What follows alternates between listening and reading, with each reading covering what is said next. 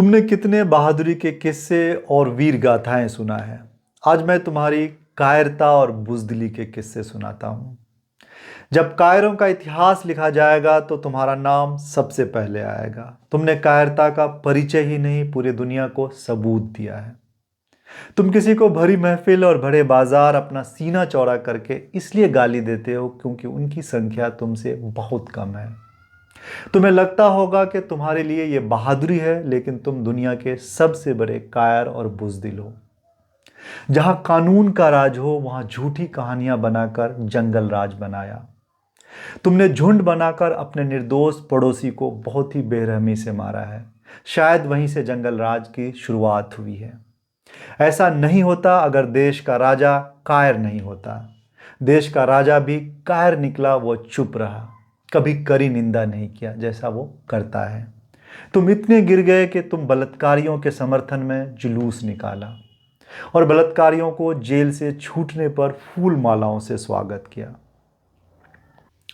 जिहाद उनके लिए एक पाक लफ्ज है जिसका इस्तेमाल किसी भी गलत काम के लिए नहीं किया जा सकता। तुमने उसमें भी कायरों की तरह मनगढ़ंत कहानियां बनाकर अपने लोगों को अपने ही लोगों के खिलाफ भड़काया। शायद तुम्हें मालूम नहीं, लड़कियां उन्हीं लड़कों को पसंद करती है और प्यार भी करती है जो अच्छा, सच्चा और शालीन हो। तुमने लव जिहाद जैसी मनगढ़ंत कहानियां बनाकर उन्हें बदनाम किया और अपने नौजवानों को कायरता की ट्रेनिंग भी देना शुरू किया। काश कि तुम उन्हें अच्छा बनना सिखा देते, फिर तुम्हें पता चलता जब कोई अच्छा हो, सच्चा हो, फिर प्यार और पसंद में धर्म मायने नहीं रखता। जब तुम्हें देश का गृह मंत्रालय, देश की सबसे बड़ी जांच एजेंसी एनआईए और राज्यों की पुलिस ने पूरी गहन जांच करने के बाद बताया कि लव जिहाद जैसा कोई शब्द नहीं है, ना ही देश में ऐसा कोई मामला सामने आया है, फिर भी तुम अपने राज्य और देश के लोगों के खिलाफ नफरत फैलाने के लिए झूठा राग अलापा। तुम सर्वे करा लो, तुम्हें पता चलेगा तलाक सबसे ज़्यादा कौन देता है। अपनी माँओं और बहनों को विधवा आश्रम और वृद्ध आश्रम में कौन छोड़ाता है। तुमने नफरत फैलाने के लिए उन्हें तलाक देने वाला बता दिया। तुमने उन्हें बच्चा पैदा करने वाला बना दिया। तुम ये भी सर्वे करा लो, तुमने उन्हें सड़कों पर इबादत करने वाला बता दिया। अगर वो कुछ मिनटों के लिए सड़कों पर अपनी इबादत कर लिया तो वो अपनी इबादत का प्रदर्शन नहीं करता है। वो ऐसा इसलिए करता है क्योंकि 5 वक्त की बाध्यता है, क्योंकि उन्हें बताया गया है जहां भी हो, जिस हाल में हो, 5 वक्त अपने ईश्वर की इबादत करो और नहीं करने पर ईश्वर माफ नहीं करेगा। तुमने ये किसी को नहीं बताया और झूठ बताया कि वो अपनी इबादत का प्रदर्शन करता है।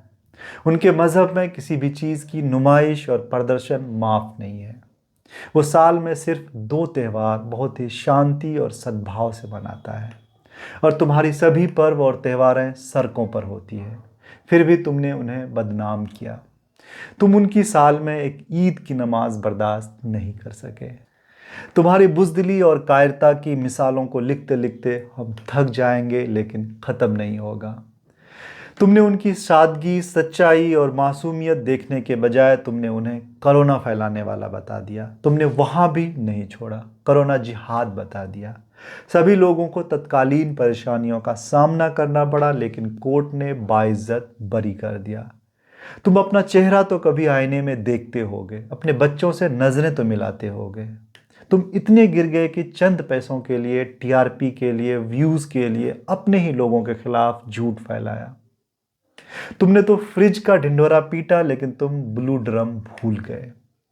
पटना का वो दर्दनाक हादसा भूल गए जहां एक मासूम को उसके प्रेम की जाल में फंसाकर उसका इस्तेमाल किया और फिर बड़ी बेरहमी से छत से फेंक दिया। उसका कब्र आज भी इस बात की गवाही देता है तुम कितने गिरे हुए हो। उसके कब्र की सच्चाई जरूर बताओ लोगों को। उसे अपने लोगों की मिट्टी तक नसीब नहीं हुआ। तुमने ताजमहल को भी नहीं छोड़ा। तुमने अपनी नई नस्लों को मनगढ़ंत कहानियां सुनाकर उन्हें गुमराह किया। तुमने उन्हें मनगढ़ंत कहानियां बताकर उन्हें इतिहास बताया। तुमने कम अकल बच्चों को कश्मीर फाइल जैसी फिक्शन दिखाकर डॉक्यूमेंट्री बताया। गजवा वैसे जंग को कहा जाता है जिस जंग में प्रॉफेट मोहम्मद शामिल हुआ, और ऐसी 3 जंगें हुई हैं। अब नहीं हो सकता। तुम नफरत फैलाने के लिए गजवाए हिंद जैसी कहानियों को गर रहे हो। जब उन्होंने हक के लिए आवाज़ उठाया तो तुमने उन्हें भद्दी भद्दी गालियां दिया। तुमने उनके खिलाफ नफरत फैलाया, उनके खिलाफ एक भीड़ तैयार करके दंगा करवाया। लीडर वो होता है जो समाज को सीधा रास्ता दिखाता है। अगर समाज गलत करे भी तो उन्हें सीधा रास्ता दिखाना नेताओं का काम होता है। लेकिन तुमने खुद समाज को भड़का कर गलत रास्ता दिखाया। तुम्हारी बुज़दिली और कायरता के किस्से लिखते लिखते हम थक जाएंगे, लेकिन लिखते रहेंगे।